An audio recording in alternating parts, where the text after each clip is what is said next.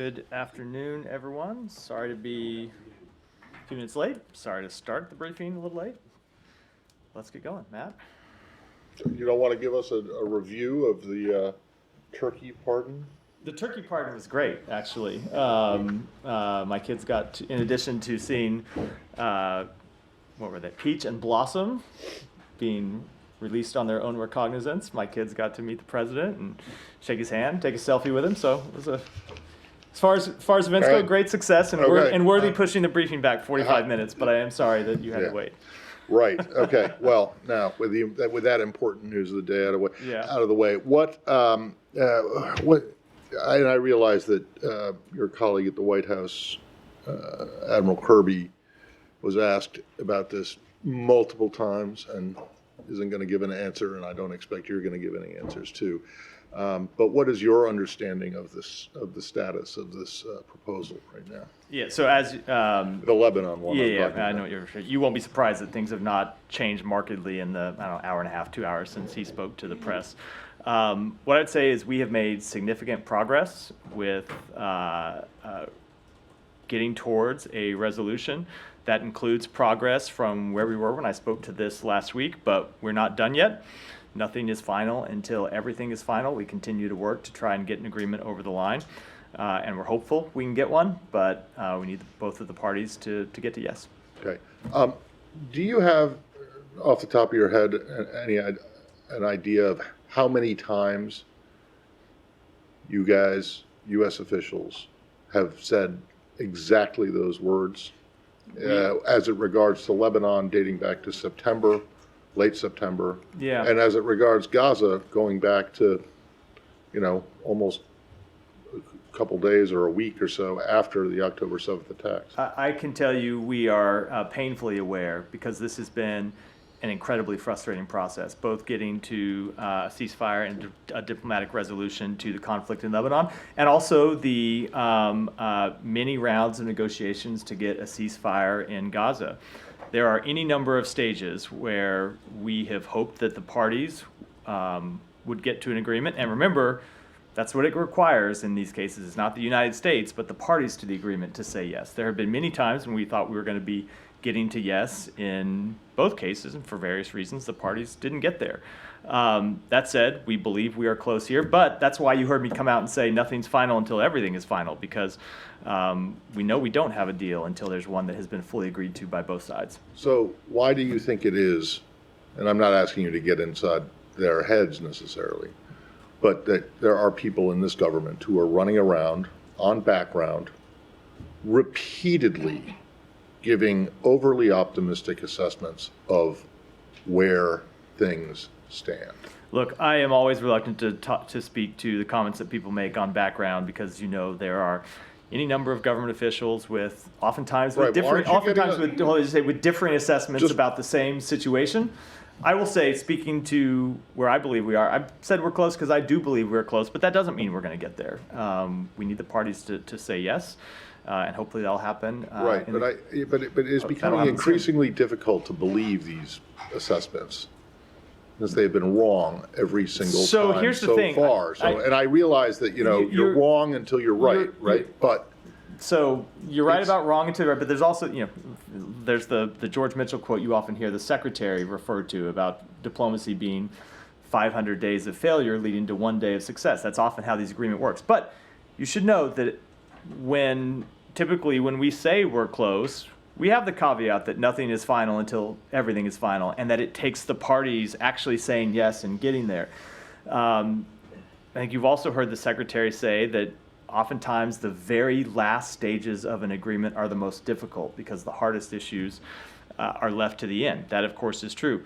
Hopefully we'll get there with an agreement. We're pushing as hard as we can to get a diplomatic resolution that would allow these tens of thousands of people in Lebanon and Israel to return home. But ultimately, that's up to the parties, not to us. Simon? If you could speak to in the same conflict, and there was a huge strike on Beirut on Saturday, and some reporting that it seemed to be a bunker buster bomb. Those are bombs that the U.S. has provided to Israel. Do you have any information on whether that was?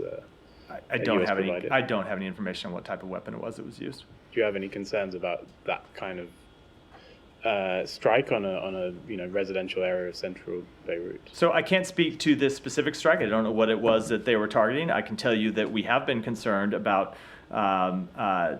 escalation in central Beirut, and when there were near daily attacks on Beirut, we made it clear to Israel that we had concerns about those, and we saw those attacks dial back. Now, there are still legitimate targets that Israel has the right to go after, but how they do so matters very much. But I will tell you, just broadly speaking, our concerns about the way that this conflict could continue to escalate is one of the reasons why we have pushed so hard to get a diplomatic resolution that would bring it to a close.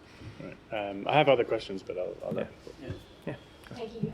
Just sticking to the Middle East, there was a report in the Financial Times that Russia has recruited hundreds of Yemeni mercenaries. I was wondering if you had anything on that. So we have seen those reports of them luring foreign nationals, including potentially Yemeni nationals, with promises of jobs, citizenship, university admissions, to fight in the war against Ukraine. There's nothing that we could really comment on at this point, but I would say that's definitely something that concerns us. We have seen these reports, I should note, not with just with respect to Yemen, but you've seen them at times with respect to other countries, reports that Russia was trying to recruit mercenaries.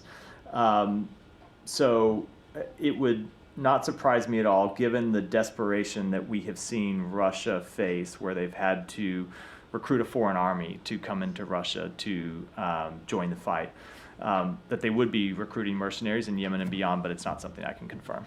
Okay. Yeah, Saeed, go ahead. I'll come over to this, Michelle. Thank you, Matt. I'm intrigued by the 500. Welcome back, by the way. Thank Missed you. last week. I appreciate it. Yeah. I'm intrigued by the 500 days of failure. Diplomacy being 500 days of failure and 1 day of success. It was a George Mitchell. We're only 412 days on. So this was so we just so you still know the have- full context, if you've heard this, okay. it was Okay. George I wanted Mitchell's to quote, ask just you- real quick. It was George Mitchell's quote with respect to the Good Friday No, quotes. I understand. I'm just saying. I wanted to ask you about your veto last week. I know that my colleagues asked this question. I wasn't here. But I wanted to ask you, what is exactly the language that you would have inserted or added to agree? Sure. To agree on this. Could you share with us? So this language? I did answer this question when Matt asked it to me last Right, week and right. had a potential suggestion. I appreciate your indulgence in your colleague. I'm more than happy, but I will tell you, I went back after the briefing and looked at the exact language that we had proposed. I'm happy to share it with you because Okay. I do still, to this day, fail to understand why it is that other countries on the council wouldn't agree to it. So one potential language would be demanding an immediate humanitarian ceasefire to include the release of all hostages. That's a proposal the United States put forward that was rejected by other members of the council. Other would be to demand that the parties take immediate steps to end the war, including the unconditional release of all hostages and facilitating extended humanitarian pauses so aid reaches civilians in Gaza. That also was language that other members of the council rejected. I don't understand why. I can't speak to them, but to me, this seems like unobjectionable language that calls for both an end to the war, a ceasefire, and the release of hostages. But 14 other members found the language to be acceptable. Sure. And, not really. Sure, is and it we that way? we disagree about the language that we ultimately opposed. We thought that language did not link the release of hostages with a ceasefire, and that's why we opposed it. But and that can others can speak to why they supported the language they did. We didn't find that to be a sufficient linkage. But to the question of our alternative language, I think the language I put forward right now makes pretty clear that we were ready to call for an immediate ceasefire. We're ready to call for an end to the war, as we have done consistently, as we have in a previous Security Council resolution that we supported. But we believe we have to be clear that includes the release of hostages. But all diplomats and all experts, all legal experts, said that it was included. They did call for the release of the hostages immediately. It is called for in the resolution itself. No, it did. I don't want to dispute that. It did not link it to a ceasefire, and that's something that we have said from the beginning is important to the United States. Okay. Let me just ask you about the. No, there was one that we supported, the one in June, the United States, the Security Council resolution in June. Language is okay, but the Yeah. language you abstained on in March. What's the difference between that language and this current Yeah. one? I'd have to go back and look at the March language. There have been so many resolutions. I honestly In don't. June. Remember. I don't remember that. There's the one in June that we supported. in This is June. very different. On The one in June March, 10. I'd have to go back and look. Okay, all right. Let me ask you on the ICC ruling. Now, many of your allies, including countries in the European Union, most countries in the European Union and others, they have agreed to this ruling, maybe with the exception of Hungary or a couple of other places. Do you consider Netanyahu to be a war criminal? So that certainly is not an assessment that we have made, and I will tell you that we have been clear that we, number one, do not believe that the ICC has jurisdiction in this matter, and two, that we have had real concerns about this proceeding on its own, grounded fundamentally in the rules of the court, that this is supposed to be a court of limited jurisdiction, grounded in the rules of complementarity. When there are countries that have investigations going on, and we know that Israel has hundreds of open investigations into potential violations of international humanitarian law or violations of the IDF's own code of conduct, that the ICC is supposed to be a court of last resort after those investigations have proceeded. And we have seen them take that seriously in other cases. With respect to Venezuela, for example, where they have waited until the end of a country's proceedings before moving forward, they declined to do so here, and that's why we have the concerns that we have. So you believe that the ICC should continue to do its work? It should not be sort of sanctions or pursued by, we heard Senator Cotton, for instance, who wanted to invade the Hague. I don't have any comment on the Okay, comments. I'm just saying on that, the lines you hear from the Hill. We are consulting with our allies and partners about this decision and how to respond to it. I don't have anything further Okay, to let me say. ask you one last question on this issue. Yeah. We know that the former, Ghent. You're gonna get a taken question on that one. Go ahead. the former Minister of Defense, Israeli Minister of Defense, will be coming to the United States soon, I guess. Is that just like a message saying your ruling does not apply? The former Minister of Defense? Yes, Mr. Gallant. I'm not aware of his travel, but look, the United States is not a party to the ICC in any event. Was not a party to has never been a party to the ICC. Thank you. Michelle, I said I'd come to next. Questions on Lebanon. First, Israel said yes to the agreement, and Lebanon too, but why you didn't announce it yet? I am glad that you are able to put facts on the table that I have not spoken to. That's what What's was that? reported Oh, today. I know that's what's That the oftentimes. Israeli Oftentimes there are a number of things How many that times have those reports been wrong? yeah. Oftentimes there are a number of things reported that either are incorrect or a little bit off. Look, we don't believe we have an agreement yet. We believe we're close to an agreement. We believe that we have narrowed the gap significantly, but there are still steps that we need to see taken. But we hope that we can get there. I asked you this question, and I will try one more time. What role will the U.S. play in implementing the agreement? Look, and you are right. You did ask me that question last week, and I wasn't willing to speak to it because we didn't have an agreement final. We still don't have one final, and until we get one, I'm just not going to speak to any underlying provisions of that agreement. And can the U.S. Observe the implementation of the agreement since you don't have any troops on the ground? Again, when it comes to everything in this potential agreement, I'm just not going to speak to any underlying I will keep details. trying beside the U.S. I do appreciate it. Will France and the UK be part of the commission that will observe the implementation? I think I very obviously have the same answers I've given, or same finally- non-answer I've given in response to the previous Finally, questions. can Syria and the Assad regime play any role in preventing the flow of arms from Syria to Hezbollah? Look, hypothetically, Syria, of course, could play a role in preventing arms from being trafficked through its territory. It's not a role that we have seen them play today, but yes, of course, that's something that they could do. Are you talking to them? No, I don't have anything beyond that. You asked me a hypothetical question. I don't have anything beyond that further. Thank you. Michelle in the back. I want to follow up on Lebanon. President-elect Trump has said that he wants to end that war. Has his team at all been helpful, or would you like them to be helpful to get this across the finish line? I'm not aware of any conversations between our team and his team about this. There may have been, there are a lot of people that claim to be close to the former and future president. There are obviously a number of people inside this administration. I can't rule out that somebody had a conversation at one point, but I'm not aware of any conversation. Look, anything that anyone could do to help get a diplomatic resolution is something that we would support, but I don't have anything specific to speak to. Yeah, Nadia. Let me try on Lebanon again, and then I have a question on the ICC. On Lebanon, so is this your understanding, since Netanyahu said in principle that he agreed to the agreement, that he's waiting now for the cabinet to approve it? Is this the only thing that we're waiting for? I am not going to get into that sort of underlying detail. It is up for the government of Israel to determine what constitutes approval under their system. And we do not yet have an agreement between the government of Israel and the government of Lebanon, and we're working to get one. Okay. But the 60-day ceasefire, is this your understanding again? Is the implementation of cessation of hostilities will start once they agreed on that within this period, or do you think this is just a temporary agreement and then they will sort out the details later? Look, I appreciate the question the same way I appreciated all of Michelle's questions. I'm just not going to get into underlying details of an agreement that is not yet final yet, or is not yet final.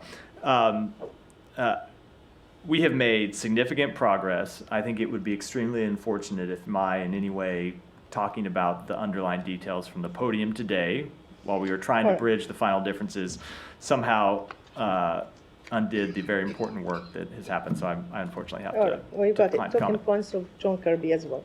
Well, I think John Kirby's being equally responsible All and right. not talking about an agreement that is still being negotiated. Sure, fair enough. On the ICC, you vehemently disagree with the decision.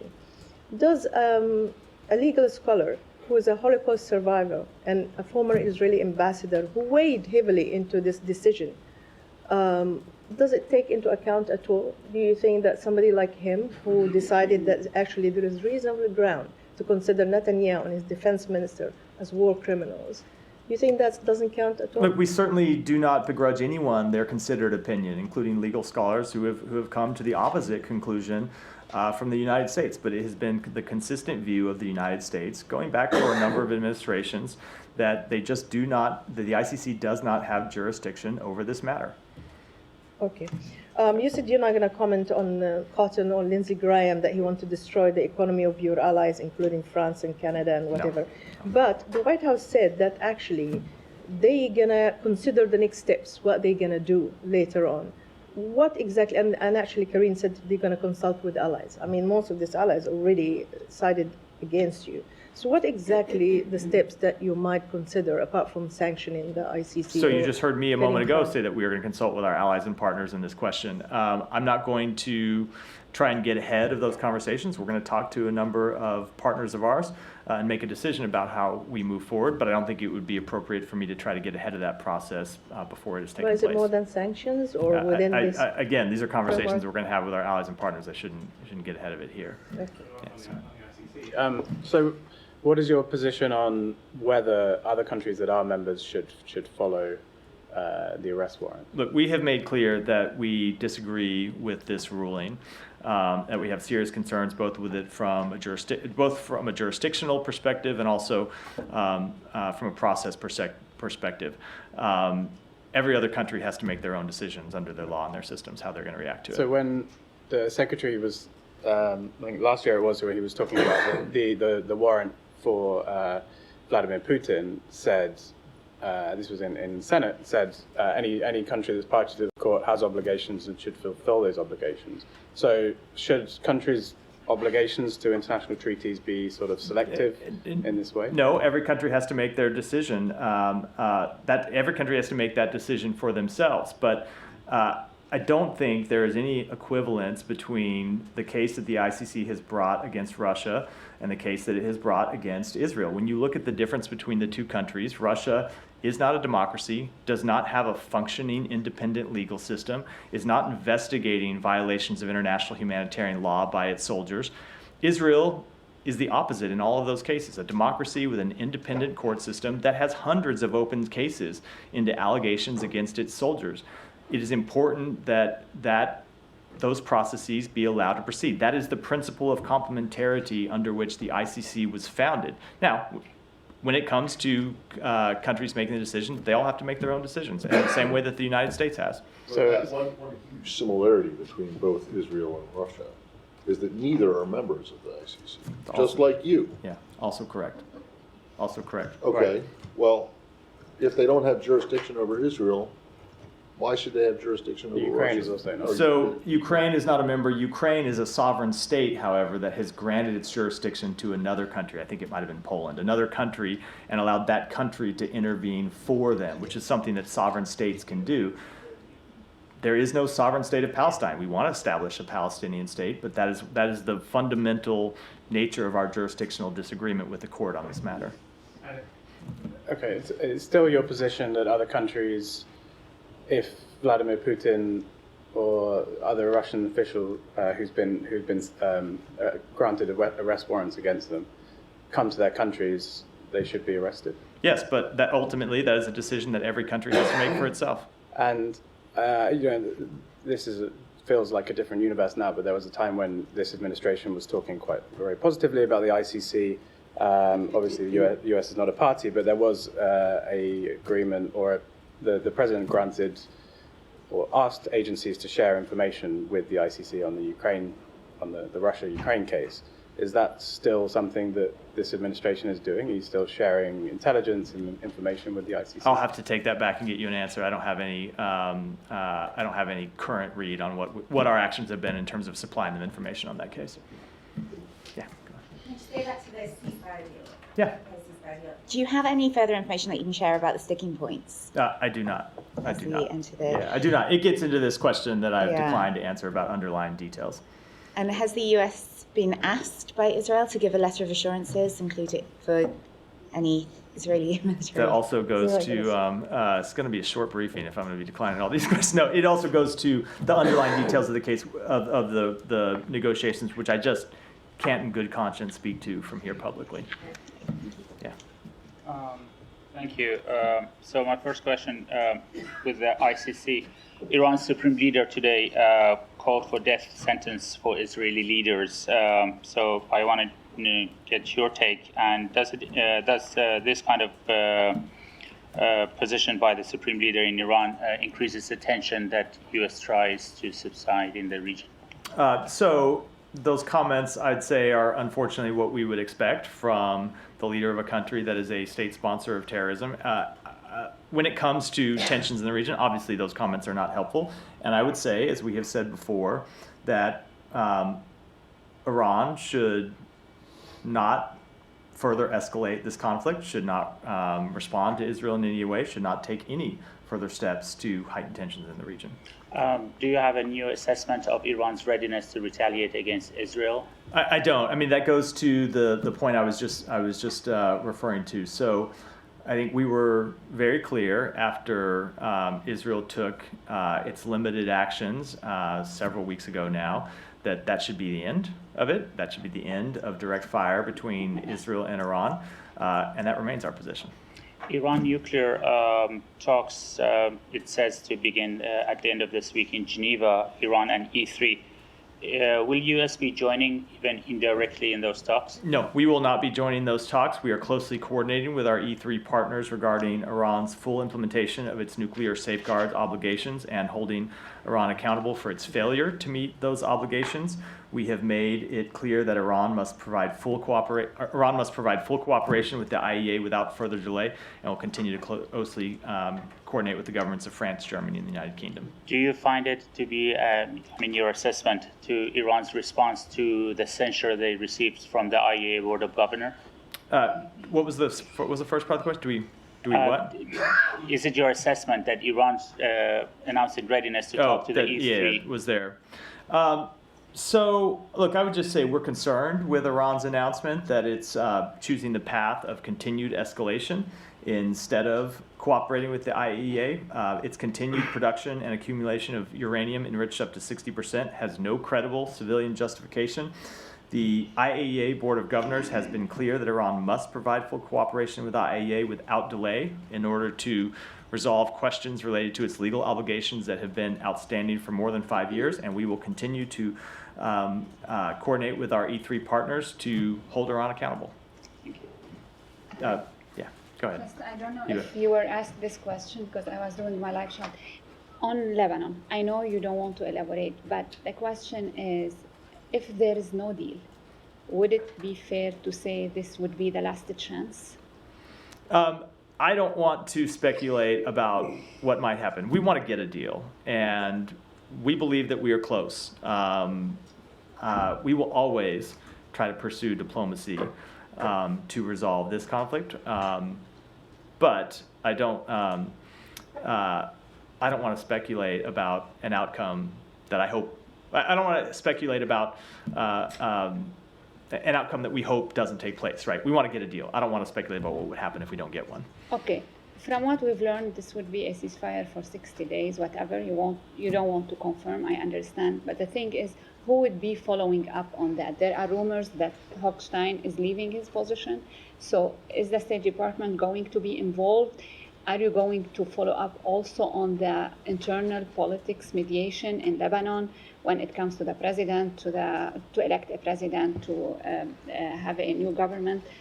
So what are the plans? So the United States will continue to stay engaged on this question. I obviously can't speak for what will happen post January 20th. There will be a new set of people making decisions about the United States' role in the region, but it's certainly in the interest of the United States to continue to push for diplomacy and to continue to resolve this conflict, and ultimately to see that United Nations Security Council Resolution 1701 is implemented. That's an important thing that we are trying to achieve under this resolution, and that is something that will require work by the parties. Should we get this agreement, will require work by the parties going forward, and I do believe it is in the interest of the United States to stay engaged on that matter, whether it is our administration or the next one. Since you raised up the 1701, Yeah. will we have another Security Council resolution regarding this agreement or statement from the Security Council, since you will preside over the Security Council next month? Look, I just don't want to get ahead of where things stand today. We want to get a resolution first. Should we get a resolution, you will hear from us about the answers to all the questions that you have been putting to me today, and many others, including potentially a Security Council resolution. But I just don't want to get that. I don't want to get into that today. Yeah, Janie. Thank you. I have a couple of questions on Russia, Ukraine, and North Korea. Russian Deputy Foreign Minister Andrei Rutenko said that if South Korea provide lethal weapons to Ukraine, the relationship between the two countries will be completely destroyed. And the United States is also responsible for this. How will you react to this? No, look, I don't want to deal with a hypothetical situation, but it is Russia and Russia alone that is responsible for the very real security concerns that South Korea and the United States and Japan and any number of other countries have about the movement of DPRK troops to join the fight in Russia against Ukraine. Secondly, Ukraine media reported that 500 North Korean soldiers killed by Ukrainian strikes in Crocus. Are North Korean troops deployed into combat and currently fighting against Ukraine?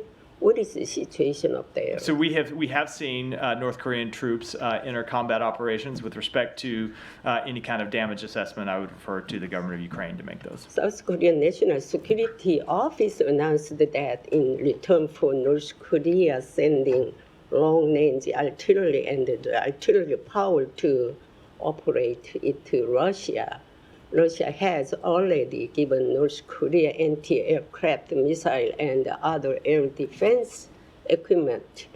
How do you confirm this? Do you have any information about that? I am not able to confirm that today. Willie. Thanks, Matt. You mentioned that one of the things that distinguishes Israel from Russia is the fact that it has hundreds of open investigations into its own people and events. The State Department, of course, has dozens of investigations into some of those events as well. Any update on those? No, they're ongoing. And what happens on January 20th? So the assessments that we are conducting about compliance with international humanitarian law are assessments that are required under the law. They are not discretionary assessments made by this department. They're things that we are required to do, and that is true regardless of who the president is. Thank you. Yeah. Human Rights Watch has reported today that an Israeli airstrike in Lebanon last month, which killed 3 journalists, constitutes an apparent war crime, and U.S.-made arms were also used in this incidents, according to report. Have you seen the report, and is the U.S. assessing the use of its weapons in this incidents like the others, reported other 500 others? So I have seen the public reference to the report. I'm sure there are people inside the administration, inside the department who have looked at the report. We generally do take these reports very seriously when we see them from non-governmental organizations, but I don't have any kind of further assessment either to the type of weapon that was used or to the nature of the strike itself. And there were similar, reportedly 500 such incidents that were being investigated by the State Department. Any conclusion in any of these? No, just as I said in response to Willie's question, we have a number of assessments that are ongoing. I don't have any further status to update on those. Yeah, thank you, Matt. On the potential Israeli attack in Iraq, the Iraqi government this week, they went to Security Council, the Arab League, and also the Organization of Islamic Cooperation. And there are the Iraqi diplomats saying that they reach out to the U.S. Have they reached out to you, and what's your position on this? So we have had a number of conversations with the government of Iraq about this underlying question, as you know, because I've spoken to you about them a number of times from this podium, and that our position has been clear that the Iran-aligned militia groups inside Iraq risk destabilizing Iraq. They risk dragging the country into a regional war by conducting unsanctioned attacks both within Iraq and outside of Iraq's borders. And look, we have a strong security partnership with the government of Iraq, and we have warned them about the dangers posed by armed groups acting independently and against Iraq's interests, and we'll continue to do so. Yeah, these groups, especially Kataib Hezbollah, the Islamic Resistance Group, they issued a statement and they said that they keep continuing attacking Israel. So do you think that Israel has rights to defend themselves against these groups and attacking these groups inside Iraq? So every country has the right to defend itself against terrorist attacks. That's a true statement about every country in the world. But we have been trying through diplomatic engagements as well as through our deterrent activities to prevent an escalation of this conflict and to prevent other countries from being dragged into this conflict. And that, of course, includes Iraq, which is why we have been clear with the government of Iraq that it must do everything possible to prevent these types of attacks from inside its own borders. And lastly, the Iraqi government says that U.S. has an obligation to deter these threats under the third section of the Strategic Framework Agreement between the U.S. government and the Iraqi government. Do you think that you have this obligation to deter these threats on Iraq? I'm not going to speak to that publicly. We'll continue to discuss that with our Iraqi partners. Thank you. Thank you. So there are suicide bombings, sectarian clashes, political chaos, and right now thousands of Pakistani people protesting and clashing with the police force and demanding the release of their political leader. What are your thoughts when you see such kind of country like Pakistan going through such turmoil? Right. So in Pakistan and around the world, we support freedom of expression, peaceful assembly, and association. We call on protesters to demonstrate peacefully and refrain from violence. And at the same time, we call on Pakistani authorities to respect human rights and fundamental freedoms and to ensure respect for Pakistan's laws and constitution as they work to maintain law and order. So U.S. prosecutors have charged Indian billionaire Adani with fraud and bribery. The leader of the opposition in India, Rahul Gandhi, has demanded the immediate arrest of Adani and alleged that Prime Minister Modi is protecting him. Is this something U.S. supports, such as the arrest investigation? Look, that is a law enforcement matter. I would defer to my colleagues at the Department of Justice to speak to it. Thank you, Matt. Regarding the protests going on in Pakistan, yesterday in almost 10 major cities in the U.S., those similar protests happened where they're demanding the release of Imran Khan. Right now, just 15 minutes ago, 20 people in the protesters were shot. They're injured now. Your reaction to that, and how do you see the future of Pakistan? Is it starting to look like Bangladesh or not yet? Look, I don't have any further comment than what I said a moment ago, that we support the right of people inside Pakistan to protest peacefully, and we call on the Pakistani authorities to respect human rights and fundamental freedoms. Just last one. A lot of journalists, international journalists, and I want to include myself in it too, are a little concerned about how the upcoming administration is going to be treating the media. If there's anything you can at least tell them to boost them up, not to be too scared about the treatment, or no, there's nothing.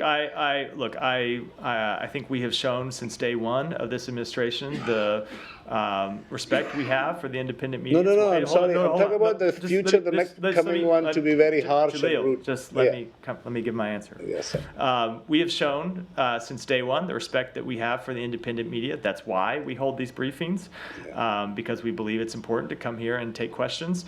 And I certainly believe that that is true and will continue to be true, that it's an important check on power for administrations of both parties, but I don't suspect that the incoming administration is necessarily going to look to me for advice on that question.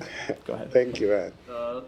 Mr. Kirby today very much seemed to confirm that Ukraine is allowed to use ATACMS in Russia. He said in and around Kursk, Oblast. So, given your previous reticence to clarify, I mean, can you clarify that it was a confirmation? No, I don't have anything further to say on that. Okay, so in light of the recent experimental IRBM strike in Dnipro, are you considering changing your approach, or? No, we have not. When it comes, two ways to interpret that question, and I'll answer in both ways. When it comes to nuclear posture, if that's the approach that you meant, no, we have not changed our underlying nuclear posture and don't anticipate the need to do so. When it comes to our overall approach with respect to Ukraine, no, we will continue to support Ukraine. We believe in their fight for their freedom. We believe in their fight against a country that has tried to change the borders of Ukraine by force, and we're going to continue to support them. Le Monde reported today that there are discussions about between the French and the British about deploying troops to Ukraine. I take it you're not going to do it yourself, but do you have any reaction to that? No, I don't have any comment on that. Saeed, come back to you. On the settlers, about the Israeli Defense Minister, Mr. Katz, decided to release the settlers that are in administrative detention. There are a handful. There are like thousands of Palestinians in administration. Do you have any comment on that? Yeah, so we see the announcement that administrative detentions will no longer be applied to extremist Israeli settlers as a rolling back of one of the limited tools that was effectively being used by the Israeli government to rein in this illegal activity. As you know, Saeed, we are incredibly concerned about the increasing extremist violence in the West Bank, including assaults on civilians, forced displacement of Palestinian communities, and the willful destruction of homes and farms. We have called on the government of Israel repeatedly to take further actions to deter extremist settler violence and to hold those engaging in it accountable. And as you have seen with the actions that we have taken over the past year, we are also committed to continuing to take our own actions to hold people accountable. Have you spoken to the Israeli officials on this issue? So the secretary has not spoken with Minister Katz since this announcement was made. I know that the Secretary of Defense had a call with him over the weekend, and when it comes to the substance of that call, I would defer to my colleagues at the Pentagon. Thank you. Yeah, really go ahead. Just on the sanctions, is there anything the State Department can do to calcify the sanctions that you've already put in place? So the sanctions that we have put in place are decisions by the executive branch under authority given to us in the State Department's case, and I believe it's true in the Treasury Department's case as well, by an executive order signed by the President. Executive actions, unlike statutes, can be reversed by future executives, and executive orders issued by one president can be withdrawn by future presidents. I know that is an unsatisfactory answer to a number of people, but that is the nature of our system. Yeah. Coming back to Lebanon, there's a Human Rights Watch report today based on some research that they've done about an Israeli airstrike on October 25th that killed 3 journalists and injured 4 others. They say it seemed to be a deliberate attack on civilians, an apparent war crime, and found that it used a US-produced JDAM guidance kit. Is that something you've looked into? I think that's the same one I got asked about a moment ago when I said that I had seen the reports about it. I'm sure that there are people inside the department who have actually reviewed the underlying report itself that was issued by Human Rights Watch. We take all of these things very seriously and look at them, but I don't have any assessment about either the type of munition that was used or the underlying event itself. Yeah, On this incident, specifically on the attack against a journalist. Of course, yeah, Thank you of course. Thank you, Matt. The U.S. has an extradition with Turkey, and Hamas leaders are now in Turkey, according to Reuters report. When will the United States demand that Turkey extradite Hamas leaders responsible for the murder, rape, and kidnapping of Americans? And I have another question on the Palestinian So border. at a briefing last week, I was very clear that we do not believe that the leaders of Hamas, who are brutal terrorists responsible for the murder of individuals from all around the world, including United States citizens, we don't believe that they should be given safe haven anywhere in the world. Now, when it comes to specific extradition matters, that is a legal matter for the Department of Justice, not the Department of State. Since the U.S. government has made it clear that it opposes the Palestinian statute that provides a salary for life for anyone who murders a Jew, will the U.S. demand that the Palestinian Authority repeal that law? And will the U.S. sanction anyone who indeed provides a fee for someone who kills a Jew? We have made clear our concerns about that underlying policy, and I never preview sanctions activities from here. Yeah, go ahead. Thank you very much. Financial Times reported Russia is recruiting hundreds of young men, ensuring them good salaries and Russian citizenship to fight against Ukraine. You have some observation, or you are aware about that, or you have some input from your I Saudi think this counterparts? is the third time today I've gotten a question that I already answered already in the briefing. I did answer this earlier in the briefing, so I'll encourage you to check the transcript. I could give the same answer again, but I don't know if that's a good use of anyone's time. Okay. Amnesty International documented discrimination, violence, and you can say discrimination with the transgender people and people who don't have a dedicated gender. But we have someone here in the United States who is coming to take charge of White House and going for next president. He already said he is going to introduce some laws regarding that genders. So your ambassadors been very engaged all around the world with the rights of transgenders, LGBT. You have some concerns on that. Let me take the question and get back to you. Go ahead. Hello, I have two questions. First one related to journalists. Today, United Nations organization, they blamed Israel for putting Fadi al-Wahidi, a video journalist in Al Jazeera, put his life in risk because of lack of healthcare and medical supplies in northern of Gaza. And Israel is accused for killing over 170 journalists in the Gaza. Why we don't see any other journalists like from USA or like any other countries? It's like seems Israeli authority targeting Arab journalists, putting their life in risk, while we don't see any condemnment from you. Like you don't blame Israel for killing all this You have number heard us of say any number of times that that we condemn the death of any journalists, that we don't want to see journalists killed in this conflict or any other, that we want to see journalists protected. Now, just to answer as a factual matter, I don't believe there are many at all Western journalists inside Gaza. So it is quite tragic that it is in most cases Palestinian journalists who are there documenting what is happening on the ground and bearing the very tragic toll of carrying out that important work. Okay, so do you urge Israel to add more medical support in northern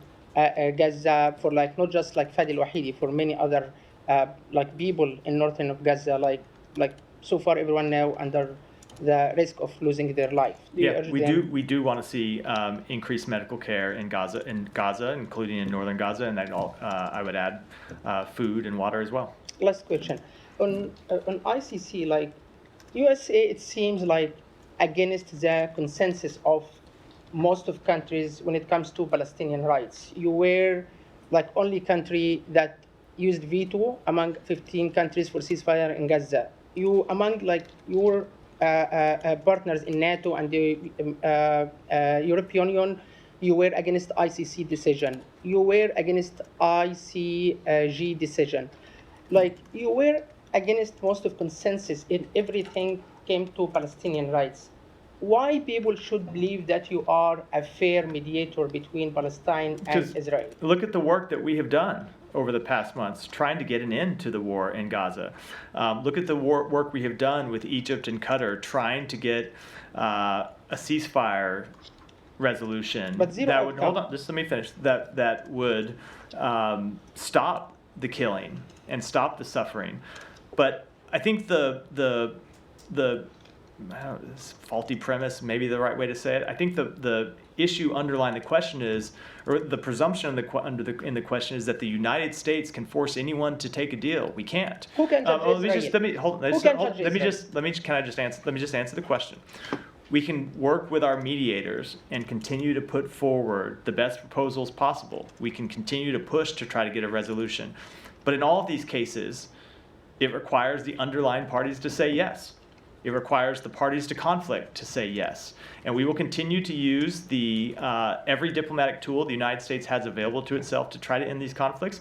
But it requires the parties themselves getting to a deal. One more. And then Who can judge Israel? Like which organization in the world can hold Israel accountable for any accusation, hundreds of accusations about journalists, about medical teams, about people, about 70% of who killed in Gaza are women and children. So everyone is able to make their own conclusions. Everyone is able to reach their own conclusions. Countries can make their own decisions. Countries can make can draw their own conclusions about what has happened and make their own policy choices about whether, for example, they are going to continue to work with Israel diplomatically. You have seen countries of the world do that. The ICC can make its own decisions. You have seen the ICC make its decisions. There are decisions that the United States disagrees with, but it did move forward on that decision. So everyone around the world has agency to make their own conclusion or to make their own decisions about the facts of these matters and pursue their own policy choices, and the United States will continue to do that, and of course other countries will as well. With that, wrap for it. Yeah. Have you heard anything that what happened and kind of a readout from the Quint meeting today in Italy on the day after plan for Gaza? There wasn't such a meeting. There was a meeting of the secretary with a number of Arab partners. It wasn't the full Quint on Sudan. It was the Quint -1. There were a couple that weren't there. It ended up not all of the foreign ministers from Arab countries ended up attending the G7 meeting in Rome. So we did have a meeting on Sudan that will have a readout coming out, not a full Quint because they weren't all there, but of it was the secretary with counterparts from Egypt, Saudi Arabia, and not the foreign minister from UAE, but another senior official from the UAE. And we'll have a readout coming out from that, but it was still going on when I walked out here. I haven't gotten an update yet. I'm sure that they talked about it on the margins of that meeting. I'm sure that the secretary talked about it in the meetings in the G7, but there wasn't a separate Quint meeting on day after. So, thanks everyone.